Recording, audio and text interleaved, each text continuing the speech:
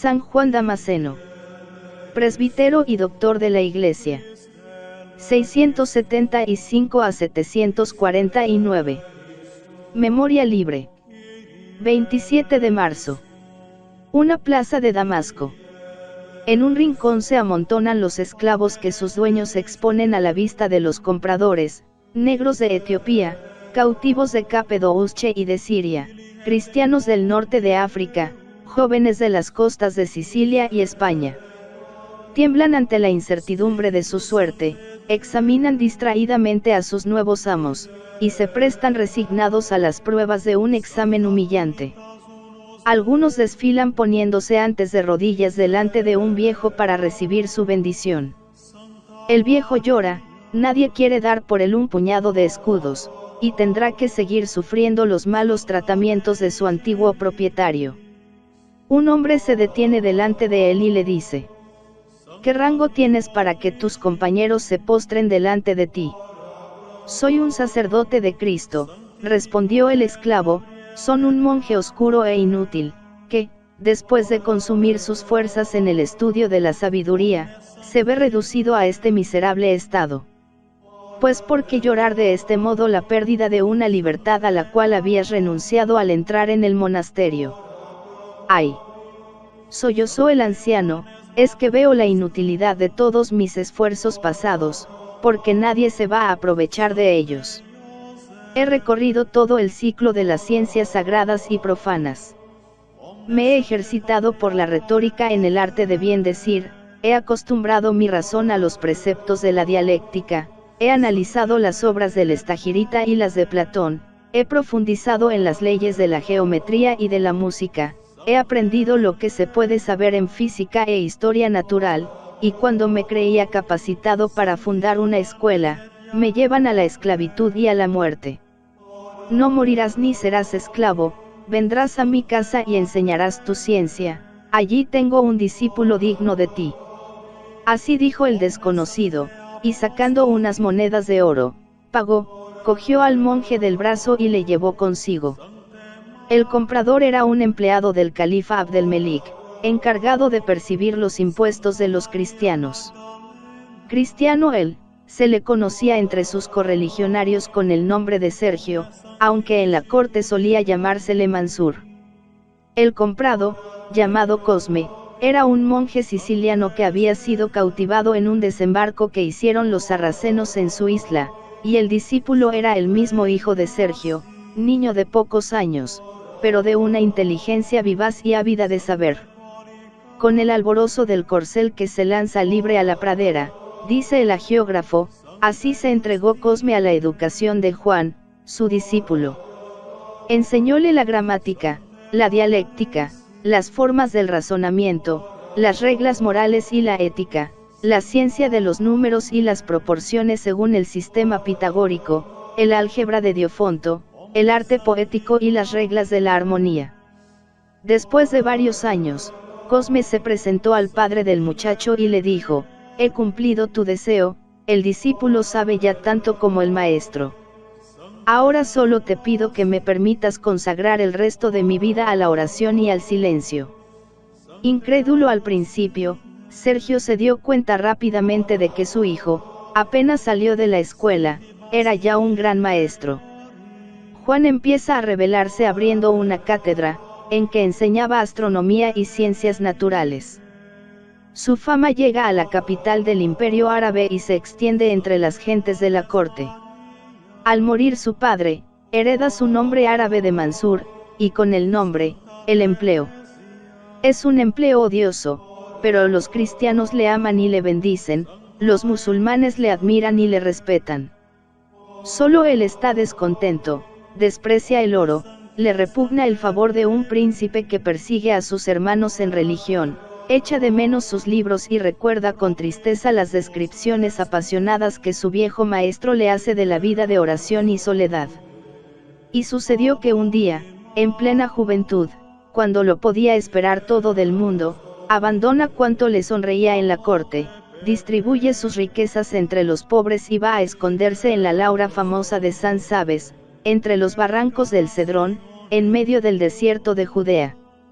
Desde este momento su vida es la de un monje que ha sabido juntar la santidad con la sabiduría. Reza, ayuna, medita, revuelve los libros polvorientos de la biblioteca monacal, va de cuando en cuando a Jerusalén para predicar ardientes homilías, discute con los herejes, se distingue a la vez como poeta, místico, orador, teólogo y polemista, y, uno tras otro, lanza al público sus bellos libros, en que, al par que construye el edificio doctrinal de la Iglesia, echa por tierra los más sólidos baluartes de la herejía. Con motivo de la polémica iconoclasta, su nombre recorrió todo el Oriente, maldecido por unos, ensalzado por otros. León el Isáurico había ordenado destruir todas las imágenes religiosas del Imperio bizantino. Quería, según su expresión, librar de la idolatría a los discípulos del Evangelio. El patriarca San Germán fue desterrado porque se atrevió a decir al tirano: mi persona está bajo tu poder, pero mi fe me pertenece. Fue el único grito de protesta que se oyó en Constantinopla. Todo era servilismo, adulación y bajeza. De repente, empieza a propagarse un opúsculo que las gentes se transmiten de mano en mano con mucha precaución para evitar la cólera del emperador iconoclasta. Empieza de esta manera: tal vez, conociendo mi indignidad, debiera haberme condenado a perpetuo silencio, pero cuando la Iglesia de Jesucristo, mi madre, es ultrajada, calumniada y perseguida delante de mí, el grito del amor filial se escapa a pesar mío de mi corazón. La palabra sale de mis labios para defenderla, porque temo a Dios más que a los poderes de este mundo. El que así hablaba era el antiguo empleado del califa, monje ya y sacerdote en la Laura de Marsaba. El ruido de la furia iconoclasta había llegado hasta su celda, empujándole a salir en defensa de la verdad. Y lo hizo con tal claridad, con tal erudición, con tal profundidad, que desde entonces fue considerado como el gran campeón del culto de las imágenes. Lo que es un libro para los que saben leer, decía con la lógica del sentido común, esos son las imágenes para los analfabetos. Lo que la palabra obra por el oído, lo obra la imagen por la vista. Las santas imágenes son un memorial de las obras divinas. Súbdito del imperio musulmán, el Damasceno podía hablar impunemente. El emperador bizantino se revolvía impotente contra él, y sus obispos le consolaban con sus serviles anatemas. Anatema a Mansur, clamaban en conciliábulo los sucesores de los Cirilous, los Basilious y los Crisóstomos. Anatema a su nombre maldito. Anatema a Mansur, enemigo del imperio, espía de los infieles, traidor a Cristo, doctor de la impiedad y adorador idólatra de las imágenes. Estas excomuniones eran incapaces de paralizar la pluma del generoso luchador. A cada decreto de Bizancio, respondía él con un nuevo discurso, que las gentes se arrebataban de las manos. Al mismo tiempo combatía a los nestorianos, a los monofisitas y a los monotelitas, y en un diálogo famoso, que es una obra maestra de controversia, refutaba a los maniqueos, que no tardarían en aparecer en las regiones occidentales con el nombre de albigenses. Su genio se revelaba en los campos más diversos de la actividad literaria. Comentaba a San Pablo, formaba en sus paralelos sagrados una gran colección ascética y moral de textos bíblicos y patrísticos, profundizaba en bellas homilías los misterios del año litúrgico, y para popularizar el culto de la Virgen y de los santos, componía himnos de una poesía excelente. En uno de ellos decía, hablando con la Reina del Cielo: Madre de la vida, haz morir en mí las pasiones de la carne, que matan el espíritu. Protege a mi alma cuando salga de esta tienda mortal para dirigirse a otro mundo ignorado. La tempestad de las pasiones ruge en torno mío, las olas de la iniquidad me empujan hacia el escollo de la desesperación. Estrella de los mares, haz renacer la calma entre las olas. El león ruge buscando a quien devorar. No me dejes entre sus garras, oh tú, Virgen Inmaculada, que diste al mundo un niño divino domeñador de furias y leones.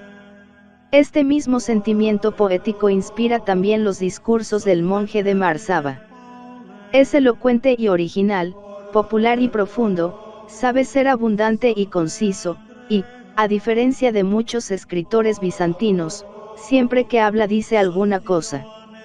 Pero, ante todo, San Juan Damasceno es un teólogo. Sus dos libros principales, La fuente del conocimiento y La exposición de la fe ortodoxa, tienen un carácter netamente teológico.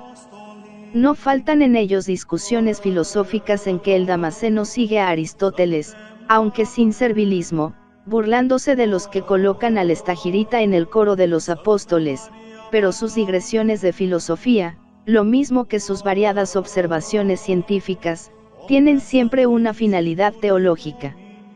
Él es el primero que acometió la empresa de hacer una exposición sintética del dogma y una defensa general de los artículos del símbolo, contra todas las herejías, realizando, más que una compilación, un resumen personal de los padres griegos, cuya doctrina condensa con un esfuerzo genial en una lengua clara, firme y precisa. Eco fiel y poderoso de toda la literatura eclesiástica del Oriente Antiguo, escribe el primer ensayo de Suma Teológica, mereciendo ser llamado el primero de los escolásticos. Alguien le ha comparado a Santo Tomás, y, ciertamente, hay entre ambos algunos puntos de semejanza. Los dos poseen en alto grado el amor de la tradición patrística, los dos graban sus fórmulas en un estilo sobrio y cristalino, y aciertan a envolver en sencillas comparaciones las más altas verdades. Los dos consiguen armonizar la filosofía con la teología, sin dejarse absorber por ningún sistema, y si parecen preferir el pensamiento aristotélico, no lo hacen sin bautizarle y modificarle con su visión personal.